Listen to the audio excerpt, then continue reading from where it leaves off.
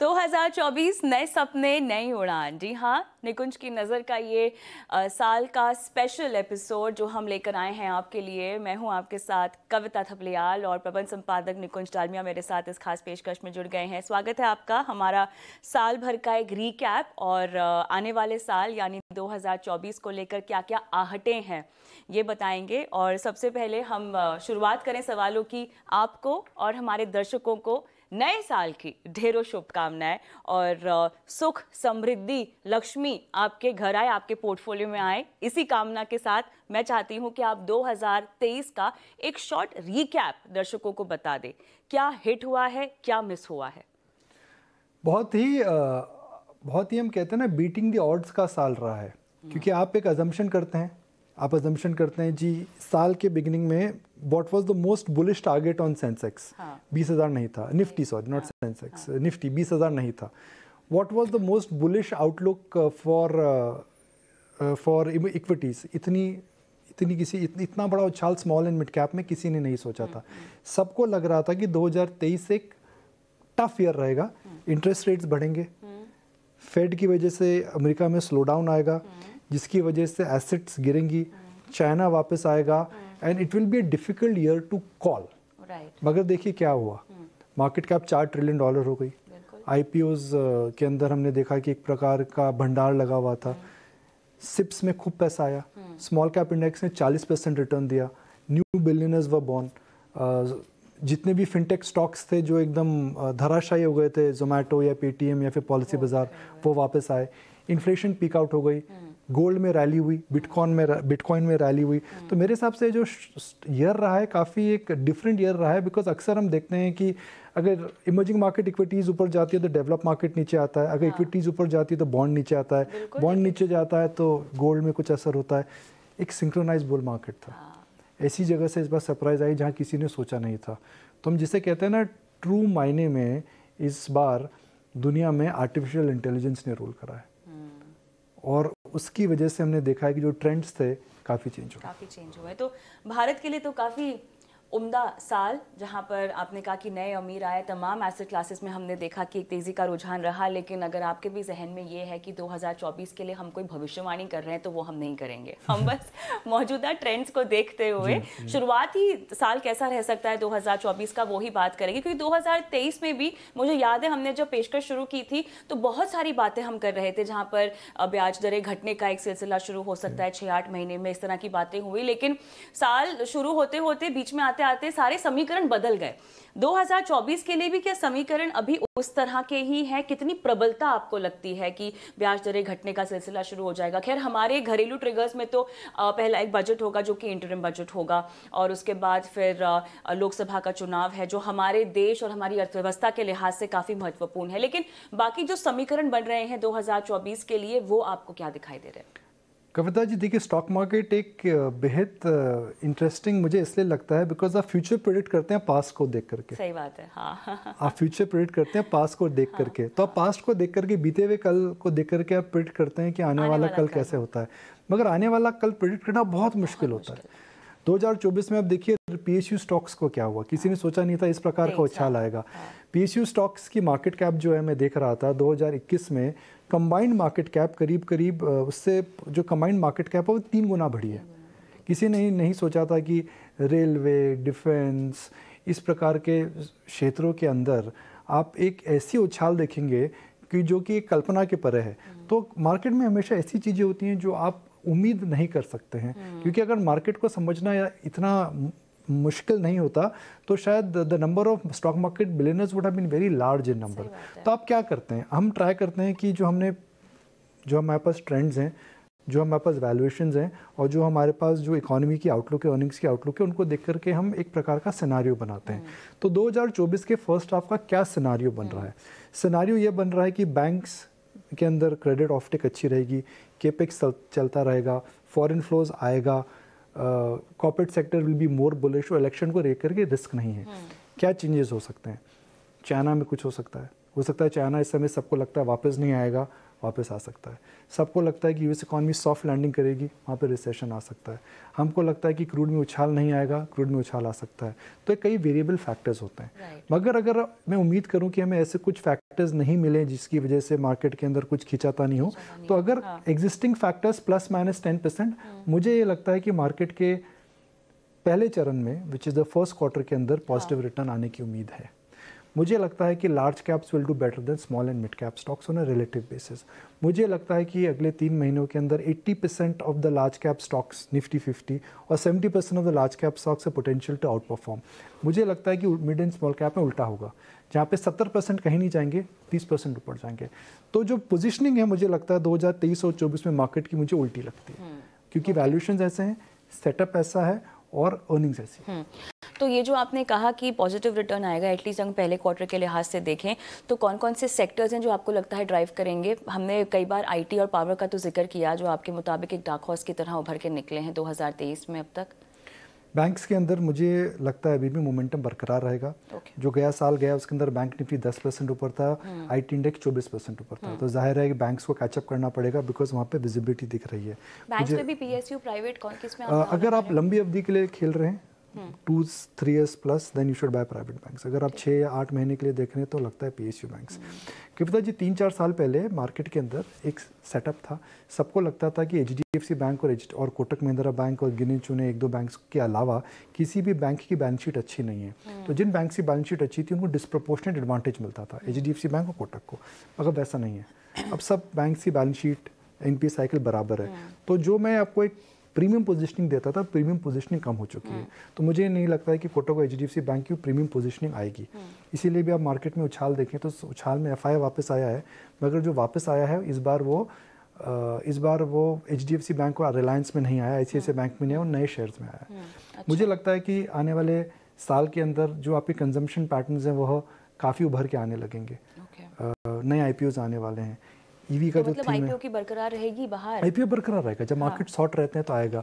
सबसे बड़ा आईपीओ मुझे लगता है कि आने वाले साल में ओला हो सकता है। हम एनएससी के आईपीओ की बात कर रहे हैं, तो मुझे लगता है कि कुछ बड़े आईपीओज इंटरेस्टिंग आएंगे। एक आईपीओ का डेटा आपने बीच में किसी हमारे साथ मीटिंग में शेयर किया था, जरा वो लॉजिक बताइएगा किस तरह से? देखिए, अक्सर मैंने जो मार्केट में देखा है वो सीखा है कि आईपीओ मार्केट जब बहुत बड़ा हो जाता है तो उसका मतलब है कि मार्केट पीक हो रहा है। ओके। तो जैसे 2008 में रिलायंस पावर का इशू आया, 8,500-9 हज़ार करोड़ का इशू था, उसके बाद मार्केट कई हफ्तों के लिए, कई महीनों के लिए पीक हो गया। 2001 के अंदर आईपीओ जो थे वो उन्होंने 1 लाख करोड़ रुपया रेस करा था। उसमें 3-4-5 नाम एक साथ आए थे। पेटीएम हिंदुस्तान का सबसे बड़ा आईपीओ, जोमेटो, पॉलिसी बाजार, नाइका, एलआईसी, कुछ बड़े बड़े आईपीओ एक साथ आए थे। तो सरकार ने उस साल पूरे फाइनेंशियल ईयर के अंदर 1 लाख करोड़ का आईपीओ मार्केट से पैसा रेज हुआ था। इस साल हालांकि नंबर ऑफ आईपीओ जो है काफ़ी ज़्यादा हैं, पिछले साल 3 साल से सबसे ज़्यादा है, मगर जो टोटल किटी है वो 50,000 करोड़ भी नहीं है। तो आईपीओ मार्केट के अंदर अभी कोई बहुत बड़ा ऐसा बबल या ट्रबल नहीं है। आईपीओ मार्केट में बबल या ट्रबल आएगी जब 2 या 3 बहुत बड़े आईपीओ आ जाए। अच्छा। जिनके अंदर वैल्यूएशन एकदम उल्टी सीधी हैं और फंड रेजिंग सिंगल आईपीओ में 15-20 हज़ार करोड़ की है।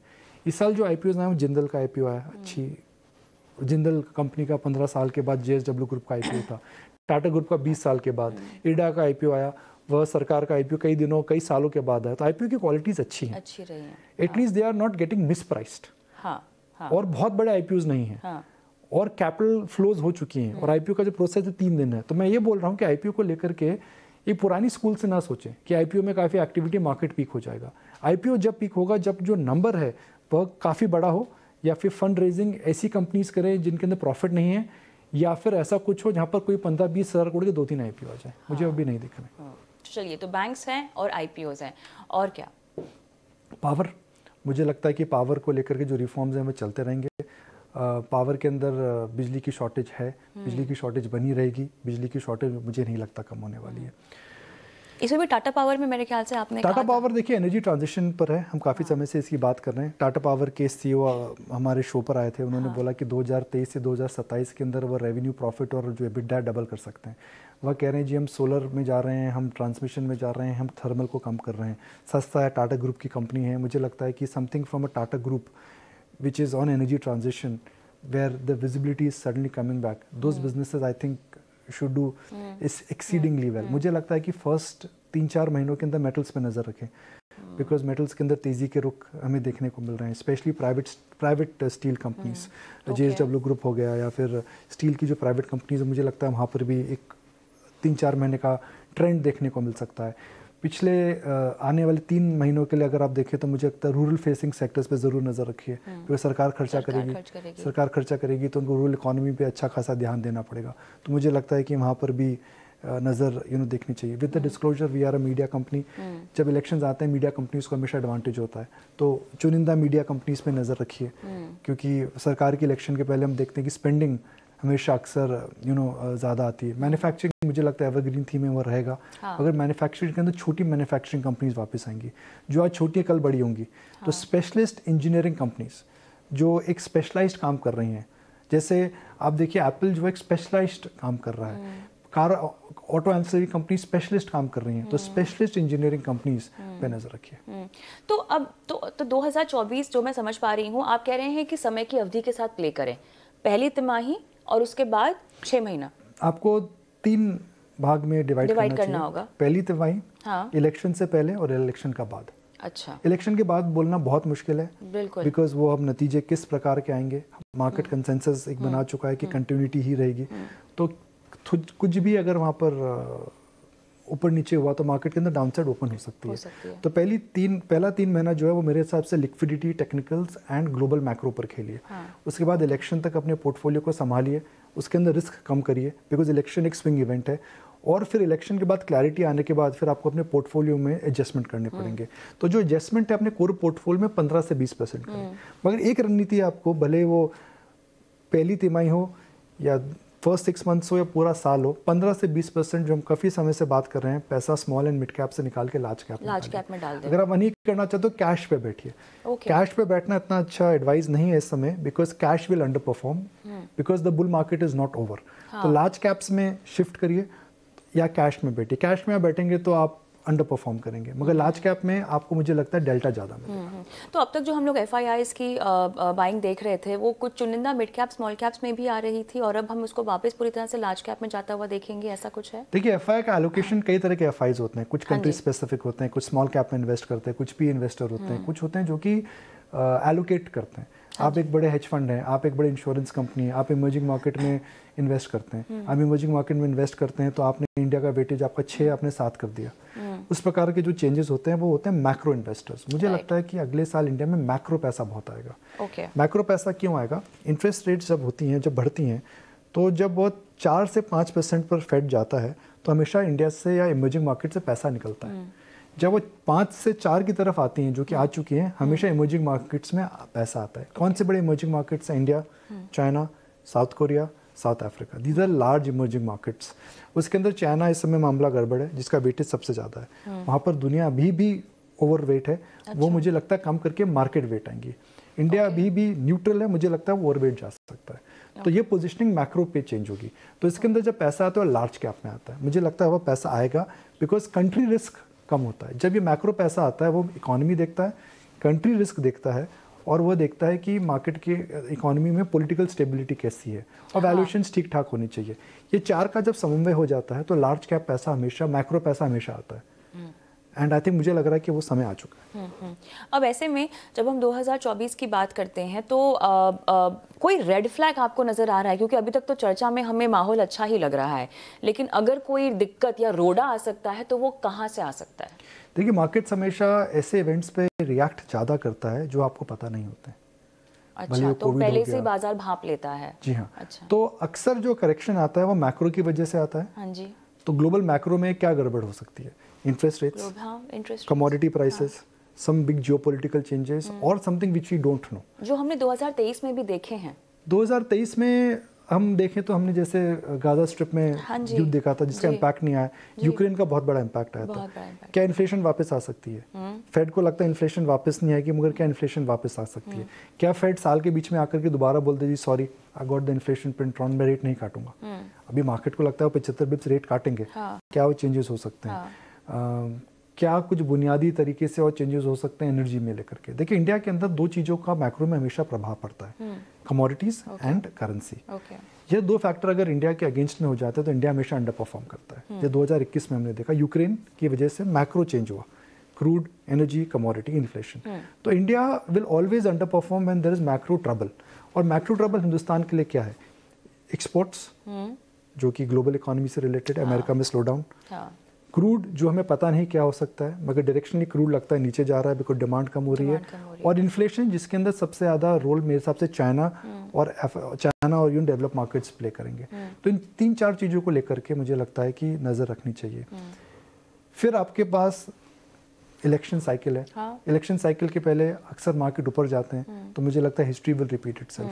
तो मुझे नहीं लगता कि in the run up to the election cycle market के अंदर कुछ गंभीर समस्या है, मगर कुछ मैक्रो समस्याएं आ गई तो फिर हम बात दोबारा करेंगे। आप अगर वित्त मंत्री होते देश के तो आप क्या देते अब की बार बजट में, इंटरिम बजट में? देखिए, जब मैं वित्त मंत्री हूँ नहीं, और वित्त मंत्री का जो काम है श्रीमती निर्मला सीतारमन, वो इतना बेहतरीन काम कर रहे हैं, इतना उम्दा तरीके से कर रही हैं, तो वो जो कर रही हैं तो हम तो कल्पना भी नहीं कर सकते हैं कि वह इतनी, मतलब look at the way how the finance ministry has really change the template of India's growth. Totally, मतलब हम ऐसे समय से निकले हैं जो कि कल्पना परे था।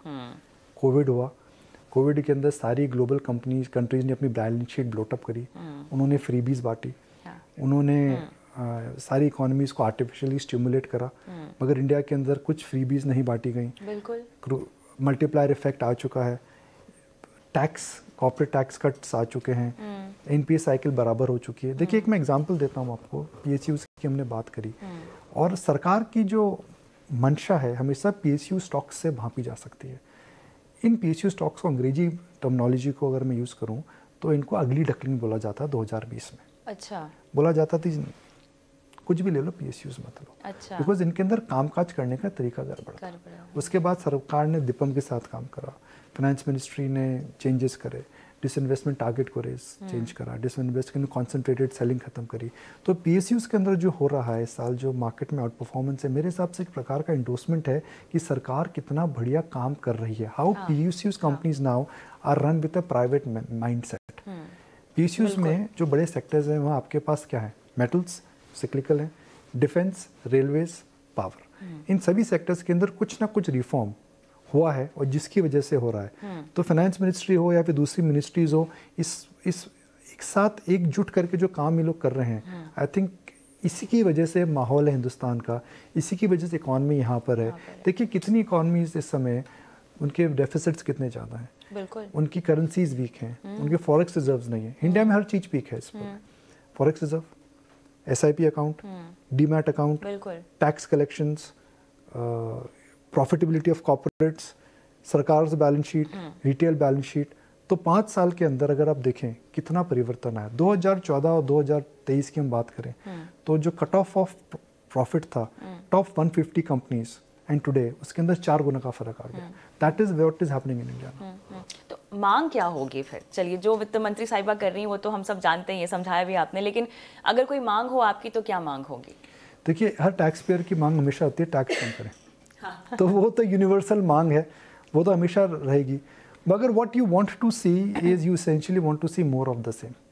आपके पास एक अच्छी रेसिपी अब है, तो आप रेसिपी को क्यों चेंज करेंगे? मुझे सुबह की चाय की स्वाद अगर पसंद है तो मैं हमेशा मैं रिक्वेस्ट करता हूँ कि भाई चाय के अंदर जो चीनी और जो इलायची और जो अदरक डाली जाए उसका कॉम्बिनेशन चेंज ना करे। तो I think the government in a sense now really is doing what could be called as effective, efficient and a super management of resources and multiplier is getting created. तो इसी template को अगर हम और खींचते रहे, भले मैन्युफैक्चरिंग में हो, ईवी में हो, कॉर्पोरेट गवर्नेंस में हो, तो आई थिंक 3-4-5 साल के अंदर जो हम $5 ट्रिलियन की बात कर रहे हैं उससे कई ज़्यादा निकल जाएगा। अच्छा, नए साल की बात हो रही है तो आपको रेजोल्यूशंस रखते हैं? 45 साल में कुछ नहीं करा तो आप क्या कर लेंगे? तो हर साल मैं सोचता हूँ करेंगे। तो हर साल मैं रेजोल्यूशन पहले सोचता था, पहले लेता था और फिर पूरे नहीं करता था। तो इस बार मैंने सोचना छोड़ दिया बिकॉज मैं संजीव कपूर साहब से मिला था। मैंने उनसे ही सवाल पूछा कि आपका रेजोल्यूशन क्या है। उन्होंने बोले 60 साल में नहीं करा तो आप क्या करेंगे? तो life I think is always a resolution. You can make changes every day. Why wait for a new year to make changes? मैं अक्सर लोगों से सुनता हूँ अगले साल वजन कम करेंगे, अगले साल एक्सरसाइज ज़्यादा करेंगे। तो भाई why to wait for another week? आज ही चालू करो। तो जो अच्छी चीज़ें हैं चालू कर दीजिए। आपकी फाइनेंशियल बकेट लिस्ट क्या 2024 में, अगर आपको कुछ टिक ऑफ करना है, कुछ करना है तो?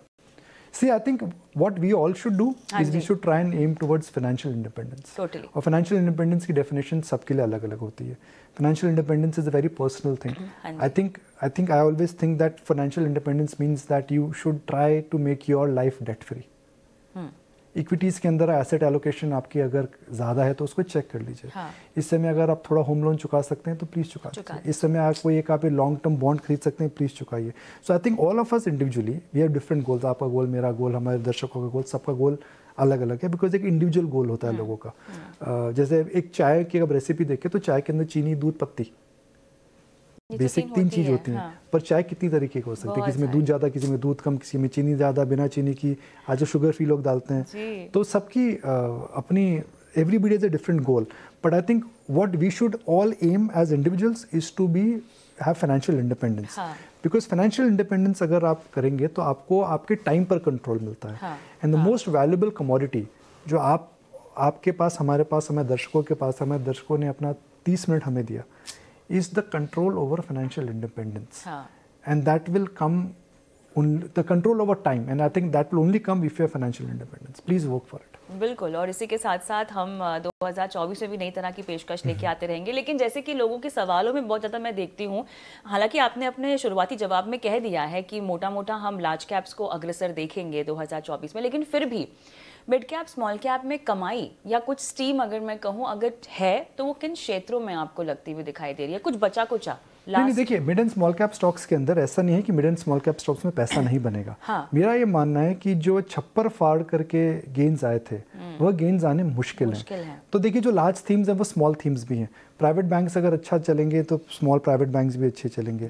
अगर मैन्युफैक्चरिंग के अंदर टाटा पावर जैसी कंपनी में एनर्जी ट्रांजिशन हो रहा है तो छोटी कंपनी में एनर्जी ट्रांजिशन होगा. अगर manufacturing as a sector evolve हो रहा है तो वो एबीबी से, सीमेंस से लेकर के वो छोटी कंपनीज के अंदर भी आने वाला है.